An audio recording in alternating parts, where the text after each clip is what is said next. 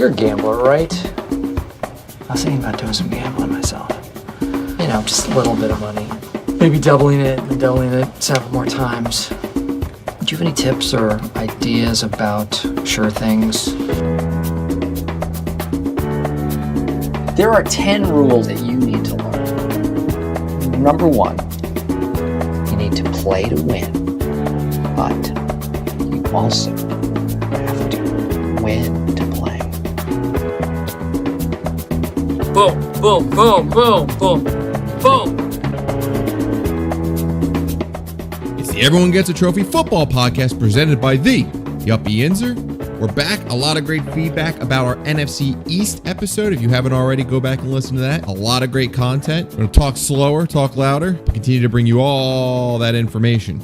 Moving on to the AFC East. If you haven't already, follow us on Twitter at Trophy Podcast. Once again, thank you to super producer Howard at NFL_DVOA_picks. Did all the homework and we're ready to go. So let's start at the top of the AFC East.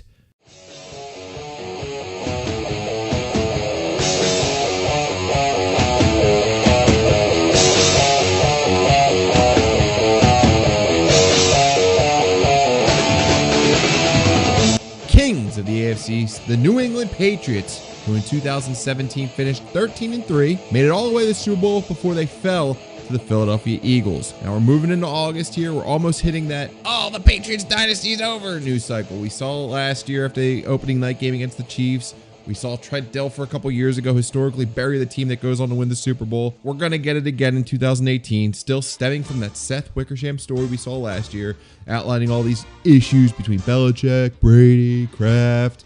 Listen, people, we're not worried about the drama. They piled on this week reporting Bill Belichick texted Jimmy Garoppolo after every win, but all this is just noise. We haven't lost faith in this dynasty. Bill's a winner. That's what he's focused on, and that's why the Patriots will continue to rule the East in 2018 and will continue to line our pockets with Patriots winnings. Offensive coordinator Josh McDaniels is back. He was originally slated to become the Colts head coach. Last second pulls out. He's back as offensive coordinator.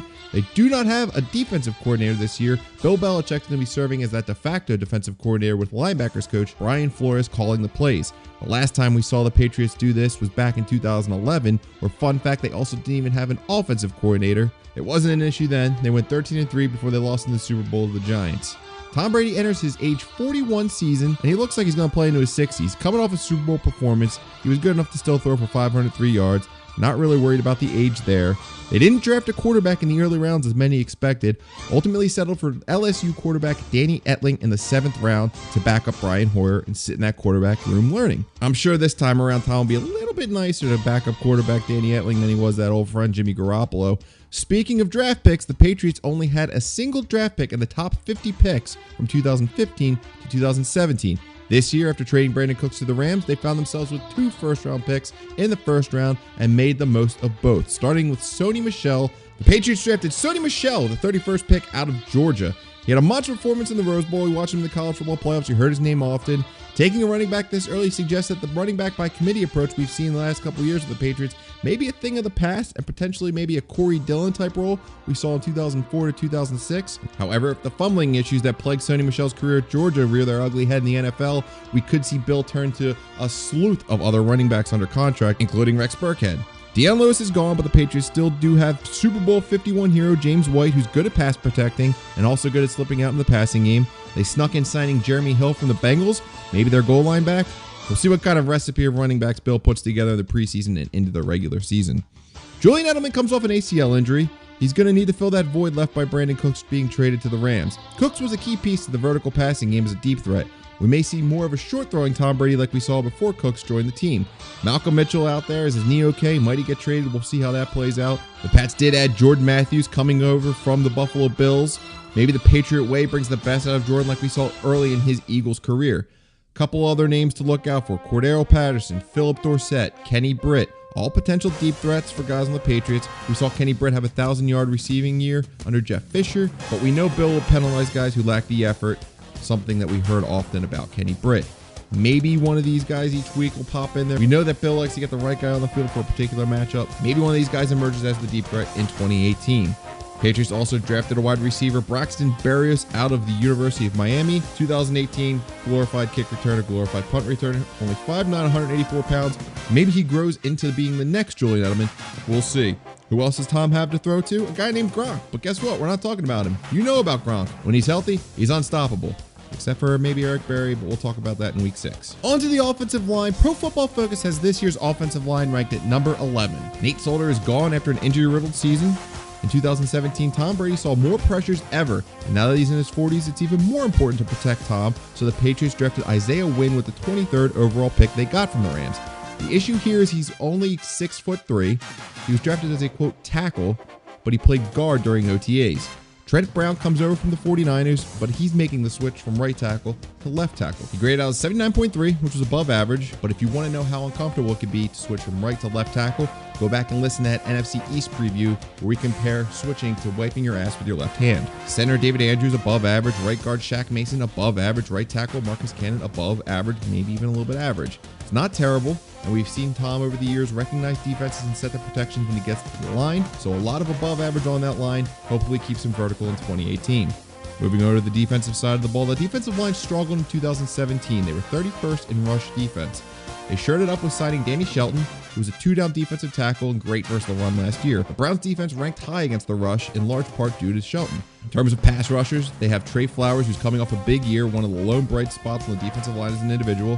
Added Adrian Claiborne from the Falcons, another above-average pass rusher, also good versus the run. Big potential here, Derek Rivers, the 2017 college grade of 83.8, comes out of Youngstown State. It's tough to grade given that competition, but he was 3rd round in 2017. The Pats see potential. We'll see if he's healthy. It's not the end-all be-all that they have great edge rushers, as the Patriots are very good creating pressure in times of need and know when to dial up the right blitz. They're all about non-pressure sacks. They generate pressure on the quarterback with scheme and precision play calling. That's Bill's genius. In 2017, the Patriots ranked 1st in, quote, non-pressure sacks. Those are sacks marked as coverage sacks, maybe it's the quarterback's fault, failed scramble plays, and with 38% of all sacks coming in non-pressure situations, it was good enough for 2nd highest in the league. Moving back to linebacker Dante Hightower, back from injury, and we saw the difference he makes when he's on and off the field. He's the quarterback and heart and soul of this defense, and with him, expect improvements. Even Bill Belichick says stats are for losers. They do give us a good idea of what's happening on the field, and it was clear the Patriots missed Hightower when he was out of the game. Kyle Van Noy, an athletic freak linebacker Bill can finally use in his natural habitat in 2018. After all the injuries last season, he had to step up and maybe play out of his comfort zone, and 2018 can be a force with all the stars surrounding him. Pro Football Focus loves Jawan Bentley out of Purdue. They drafted him in the 5th round to add some depth to the linebacker position. Outside, Stephon Gilmore came over last year and struggled early, largely because of how the Patriots used him, expecting maybe a little bit too much out of him. He was much less effective when he was not in press coverage, so when the Pats adjusted and finally let him press, he was locked down corner. Devin McCourty's been a key piece of the secondary since 2010, and this offseason they added his twin, Jason McCourty. Believe it or not, that's an upgrade over Malcolm Butler, which sounds odd if you're a Pro Football Focus loyalist.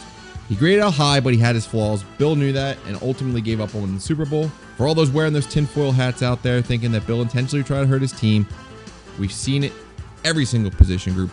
Bill shoots for the best matchup, and in this case, he felt Eric Rowe was the best matchup on the field in that game. You guys got to remember, Bill loves that specialized matchup. Once upon a time, Malcolm Butler was just a rookie. Bill thought he presented the best matchup, put him in the game, comes away with a game-winning interception in the Super Bowl. Irony at its finest. If you go back and look at snap counts week by week, it's clear that Bill loves to get the best guys in situations on the field, and I think the Super Bowl was just another product of that. Moving on to nickel, it's not the traditional nickel corner we see a lot of teams run. We saw Patrick Chung play some nickel in 2017. They drafted Duke Dawson in the 2nd round out of Florida to fit that traditional mold. If you want a name to look out for this season, look out for undrafted free agent J.C. Jackson.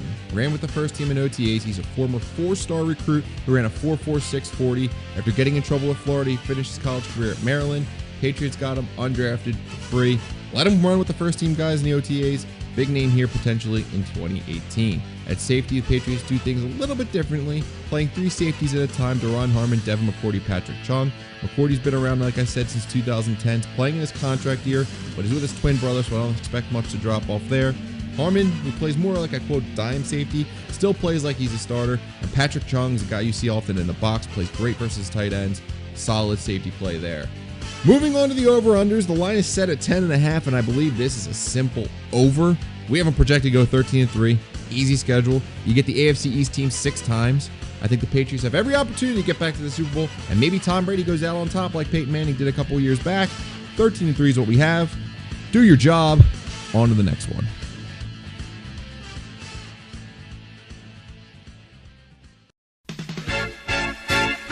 The Bills make me wanna shout. Kick your heels up and shout. Throw your hands up and shout. Throw your head back and shout. Come on now, the Bills are making it happen now. Moving on, let's circle the wagons with the Buffalo Bills, 9-7 under rookie head coach Sean McDermott in 2017. In the final week of the regular season, with some help from Andy Dalton, ended their 18-year playoff drought, lost 6 of the last 10, and backed into the playoffs.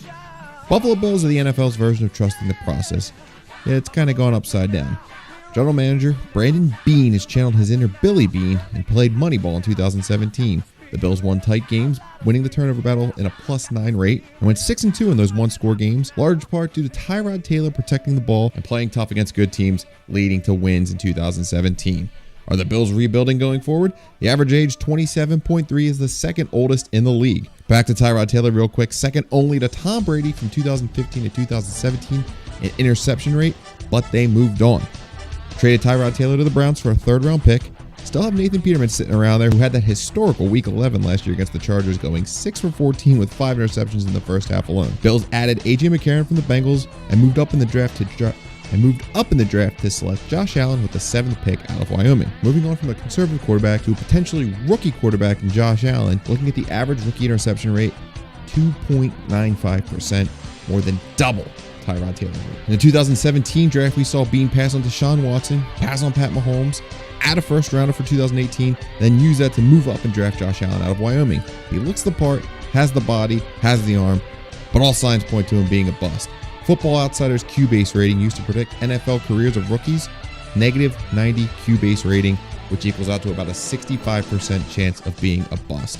We mentioned in the first show Dave Gettleman with the Giants copying the Carolina Panthers template, run the ball, play D. Brandon Beane was Gettleman's assistant in Carolina, maybe using some of those same principles and adding that strong-arm quarterback. You see a lot of comparisons to Cam Newton. The Bills are 31st in quarterback spend versus the cap. As we mentioned in episode 1, it's the time to win. Except for the fact that much like the Cowboys in episode 1, the Bills lead the league in dead money with $45 million. The good news is all that's going to burn off this year. They'll have some free agents spending money in 2019, but for now they got to play with what they have. They fired their 2017 offensive coordinator Rick Dennison after he became a very predictable play caller. Hired Brian Dable from Alabama coming off his national championship winning season. Before that, he was with the New England Patriots from 2000 to 2006 and again from 2013 to 2016. Fun fact about Dable, the Patriots are 5-0 in Super Bowls with him, 0-3 without him. With that kind of resume at the offensive coordinator position, unfortunately for Josh Allen, quarterback coach David Culley has not coached quarterbacks since 1988. Yes, 88. It's southwestern Louisiana. Weapons around Allen.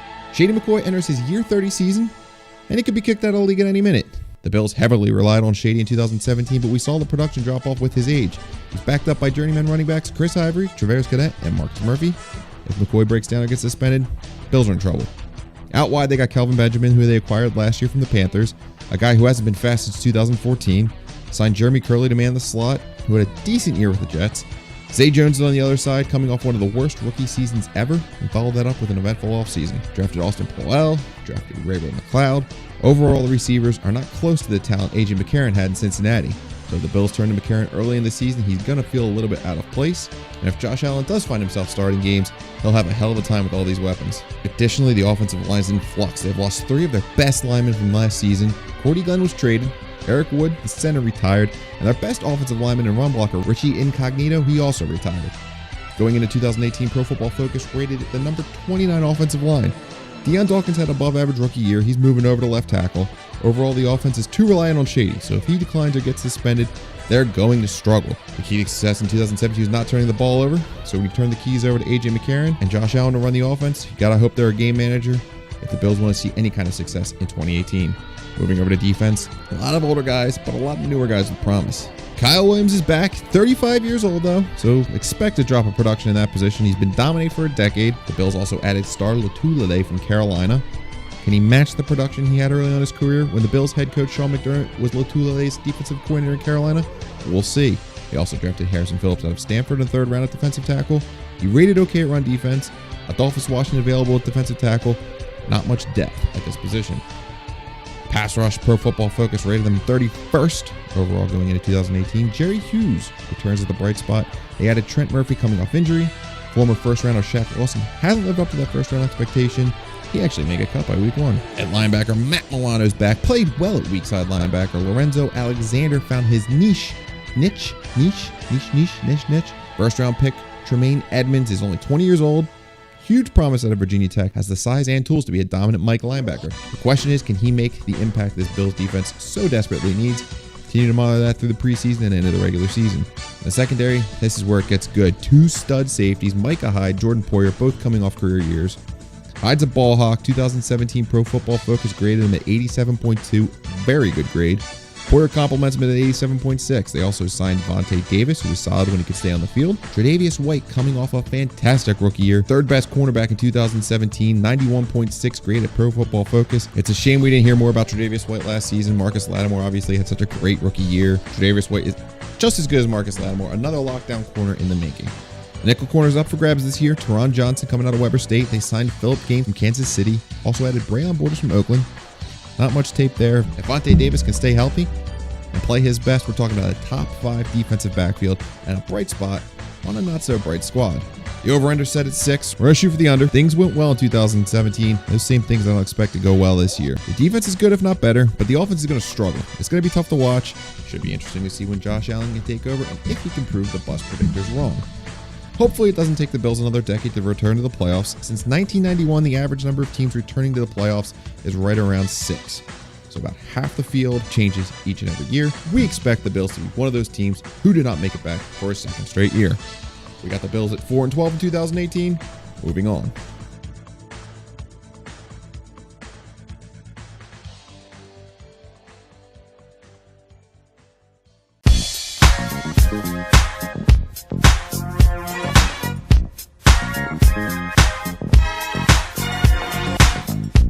Up next, the Miami Dolphins coming off a 6-10 2017, owned by Stephen Ross.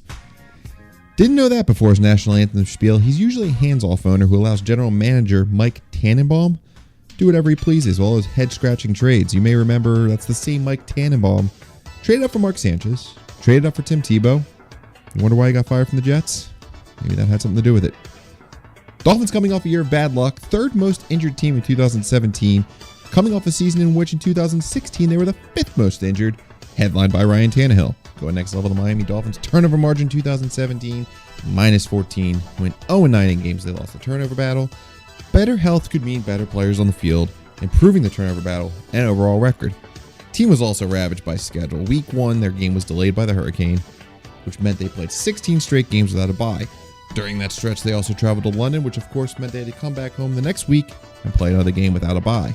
Only 7 actual games were played in Miami. Terrible luck. That'll certainly improve in 2018. Last year, Ryan Tannehill goes down midway through camp. Add Jay Cutler, a little familiarity with Adam Gase. But overall, the Dolphins played up and down to competition. They went 1-3 against the Bills and Jets, yet also beat playoff teams. They beat the Patriots, beat the Falcons, beat the Titans, and also beat the 9-7 Chargers, who could have been a playoff team. Adam Gase is solid. Questions about the locker room. Last season, it seemed that they made Jay Ajayi the scapegoat before trading him. Miami continued to be 2nd in penalties with 163, so there's some discipline issues there. We'll see how that plays in 2018. Interesting note, Dolphins were 4th in spending on the defensive line, 5th in spending at the wide receiver, even though they lost Ndamukong Suh and Jarvis Landry in the offseason. Dolphins now overpaying to replace that production they lost in free agency. Adam Gase brings in Darryl Loggins, the offensive coordinator formerly of the Bears. Very predictable play calling, but he loved to run the ball. Contrast from the 2017 Dolphins, who threw more than anybody in the NFL. 64% of offensive snaps were passes, putting a lot on the collar. Tannehill takes the offense back, entering his age 30 season, hopes to get back to his career high numbers with Adam Gase in 2016 when the team went 10-6. Former 8th overall pick has missed the last 19 regular season starts, plus a playoff game with a left knee tear. They'll need to stay healthy, need to be on the field if the Dolphins want success in 2018. Jay Ajayi is gone, but they still have Kenyon Drake, who we love. Pro Football Focus rated him an 80.8. Also added 35-year-old Frank Gore in the offseason. Still waiting for that drop-off year now for what, the 5th straight year? He also graded out as an 80.8 on Pro Football Focus.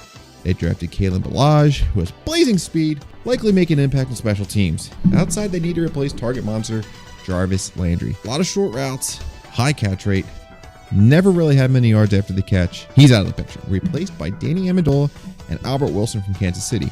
We love Wilson in the slot. He had tremendous talent. Hopefully Adam Gase uses him well. More recently, it's come out Danny Amendola's played in the slot. So who's going to man the slot? Danny Amendola today. Played some slot. He's a hard-nosed guy. No problem going over the middle. Where Gase decides to use him, we will find out. But the big target here, Devontae Parker, 6'3", 209-pound monster out of Louisville. Didn't have that year 3 we expected after his sophomore season breakout with 704 receiving yards. Despite his size, he did not do well last year in press coverage. So this is where it's going to be up to Gase. Put him in better pre-snap position, avoid getting jammed, and take that talent to the next level. Outside the tight end, they drafted Mike Gesicki out of Penn State. Big fan of that second-round pick. You need to convert, throw it up to Gesicki. Very talented at Penn State. Usually you don't see rookie tight ends make that much noise. He has all the skills to make that immediate impact. On the offensive line, they lost Mike Pouncey. He's a Charger now. Not a big loss, not a big game for the Chargers. Brought in Daniel Kilgore from the 49ers. He graded out as a 51 on Pro Football Focus, but that's still an upgrade over Mike Pouncey's grade of 46.5. So improvement there with Kilgore. They added Josh Sitton, monster in the run game. He's going to help Drake and Gore a lot in 2018. Left tackle Jeremy Tunsil did not have the expected impact in his rookie year. He really needs to make that jump and solidify the blind side. Juwan James at right tackle, one of the best right tackles in the NFL these days, with Sitton, James, and Tunsil hopefully making the leap. This offensive can do line. Pro Football Focus rates it at a 20. A lot of potential there. Flipping over to the defensive side of the ball, pass rush ranked at number 23. Still have Cameron Rake. He's still a monster despite his age. May see his snaps start to reduce just to keep him fresh. Potentially a rotation with William Hayes would work. Dolphins also traded for Robert Quinn to reunite the former Rams duo, Hayes and Quinn. Quinn struggled a bit last year, but he's an absolute ball hawk. He forces fumbles. The bright spot on the pass rush is Charles Harris, a former first-round pick who had a great 2017. Much like the Philadelphia Eagles, they've added depth to this pass rush. Can also move Harris and Quinn inside on third downs and obvious passing downs. Turn the heat up on opposing quarterbacks. Kiko Alonso's back at linebacker, awful in pass coverage. He misses tackles in the run game. Stephon Anthony, a former first-rounder, hasn't panned out. So let's look to the future. Raekwon McMillan, drafted last year out of Ohio State, won the starting job in his rookie year, went down for injury. He's a 3-down backer with great potential and can make an impact. Speaking of Buckeyes, they also drafted Jerome Baker. He can also make an impact early on nickel and third down situations. He's good in coverage, has the speed. We don't expect him to start, but on third downs and passing situations, you get Kiko off the field, let Baker work. What he lacks in strength and weight, he has great tackling ability. In a league that throws the ball so much, Jerome Baker can thrive. Secondary is a group with good potential. Xavier Howard had ups and downs last year, but has the potential to be a good starting cornerback. Tankersley's back. He's a good tackling cornerback. Bobby McCain in the slot, decent corner in the league. The Dolphins made a big splash in the draft, taking Minkah Fitzpatrick with the number 11 pick out of Alabama. He was nicknamed Nick Saban's son because everything Saban wanted done is exactly how Minkah played it out for the national championship Alabama Tide. A high football IQ, he's a Swiss Army knife, basically a defensive coordinator on the field. We love the versatility. He won the 2017 Jim Thorpe Award for Best Defensive Back and the Chuck Bednarik Award for Best Defensive Player. Only Charles Woodson and Patrick Peterson won both of those awards. Minkah's got great company there. Can play in the box, can be the dime linebacker, can play in the slot, which we saw a lot at Alabama. He can make more impact year one and be a franchise DB for the Dolphins. Love the pick. Tony Lippett, also available at cornerback, formerly a wide receiver at Michigan State, has the size, has the length, and he showed ability before suffering that Achilles injury in 2017. Here's where it gets interesting. The over-under set at 7 wins. Maybe another push here. We're projecting 7-9, a 1-win improvement over 2017. Health's going to be the key here. If they can stay healthy, they'll enter week 16 and 17, maybe looking for some help to slide to the playoffs. Things are looking up. We like Adam Gase. Miami Dolphins, 7-9.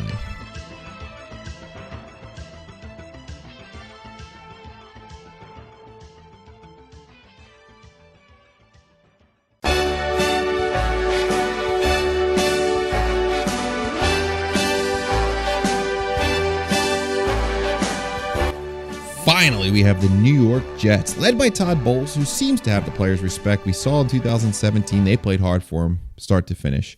Never gave up despite being one of the worst teams in the NFL. Finished 5-11, but quite frankly, they had a 3-13 roster. Now it gets interesting. Hired offensive coordinator Jeremy Bates. In 2017, he was the quarterback coach for the Jets. But before that, he was out of football from 2013 to 2016. Go look it up. What was he doing? All we could find is he was taking a hike. Literally. What he did, who knows? You see Gruden get ripped for being away from the game while he was the announcer on Monday Night Football in the rooms of teams for 10 years. No idea how Jeremy Bates in a major market isn't getting some question of how he's offensive coordinator in today's game. How did he get the job? Well, he worked with John Morton at USC, who was the offensive coordinator last season, brought him back to coach quarterbacks. John Morton didn't have a good year. First of all, clashed with his own coaching staff, including Todd Bowles and the other assistant coaches. They wanted a more run-centric offense, but John would just throw. One player quoted, "Morton thinks we're the Saints playing in a dome." So who's Jeremy Bates? He's got a good pedigree. He's worked under John Gruden, worked under Mike Shanahan. The last time he was offensive coordinator, 2010 in Seattle. Unfortunately, that offense finished 28th in total offense, 31st in rushing. So interesting to see how they approached that. Definitely hard to project this offense in 2018. The best idea we got came from Matt Hasselbeck saying the 2008 Denver Broncos offense is what Jeremy Bates has a vision of. Really shooting for the moon. That offense had finished number 2 in total offense in 2008. Dream big, Jeremy. Dream big. Josh McCown's back, coming off a great 2017. He's going to be part of the future, though, mentoring new franchise quarterback Sam Darnold. The Jets paid a ransom to get Darnold, sending 3 second-round picks to move up just 3 spots. Using the draft value chart found on footballperspective.com, in the last 10 years, only 2 teams have spent more on draft pick value than the Jets did for this number 3 pick. They were Washington to move up to get Robert Griffin, and Houston to move up to get Deshaun Watson. What's interesting about the Jets' approach is this was done a month and a half before the draft, and a lot of uncertainty of what would even be available at 3. Lucked out. Many scouts believe the Jets got lucky drafting number 3 and getting the best quarterback in the draft. Up until today, he was holding out over forfeiture language. He's finally a Jet, fully guaranteed contract with a lot of work to do. Key area here, work on the pre-snap fundamentals. He had 13 interceptions and 14 starts at USC. His mechanics look funky, but a quick release, which will work well in the NFL. In addition to Darnold and McCown, they also have Teddy Bridgewater. Could he be trade bait? We'll see. The future's with Sam, and playing him when he's ready is best for the franchise, despite how good McCown was last year. So we'll see what happens to Teddy Bridgewater as we move through August. The backfield's loaded with what could have been, quote, sleepers over the last few years. Guys like Bilal Powell return. He showed potential last year, specifically as a pass catcher, big there. Added Isaiah Crowell from the Browns, Thomas Rawls from Seattle Seahawks. Potential sleepers. You hear it all the time. Crowell's young, 25. Rawls young, 24. We'll see how they play out. So whoever wins the quarterback position, who do they have to throw to? Quincy Enunwa coming off injury. Very solid 2016. Sat out 2017. Hopefully get back to the 2016 form. Robbie Anderson's back. Looks like he could be the number 1 receiver. Jermaine Kearse is there. We saw what he could do in Seattle. Had a decent year with the Jets last year. Jets also added Terrell Pryor. Basically a journeyman receiver at this point. He bounced from the Browns. He was with the Redskins last year. Didn't really do much with him. Got some injuries.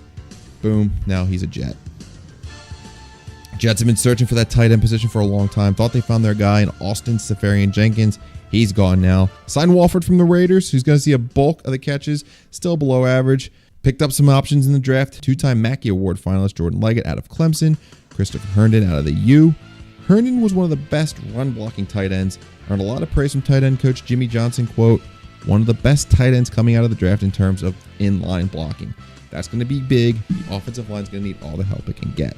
Pro Football Focus ranks this offensive line as number 31 going into 2018. Center Wesley Johnson's gone. Embarrassing bad in 2017. Replaced by Spencer Long. Grades out below average, but still an improvement. Calvin Beachum, the left tackle, was the only lineman to grade above a 72. There's room for optimism here because it really can only get better, I hope. Maybe. Maybe not. Like I mentioned with Sam Darnold earlier, he needs to become strong in pre-snap reads. This line isn't going to do him any favors. He's going to have to create for himself. Hop over to the defensive side of the ball. Defense kept him in games in 2017. But going into 2018, Pro Football Focus ranks them the worst pass rush in the NFL. Leonard Williams is a lone bright spot on the interior line. Jordan Jenkins, Lorenzo Molden, they're on the edge. Not much there. If you've been following along with us, you know how much we love to create the pass rush. That's a weak spot on this Jets defense. They added Henry Anderson, an above-average interior lineman, but we like pass rush. We saw the Eagles win a Super Bowl with elite pass rush.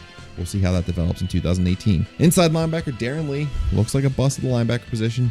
Also signed Avery Williamson from Tennessee. Big year last year. Pro Football Focus graded 85.5.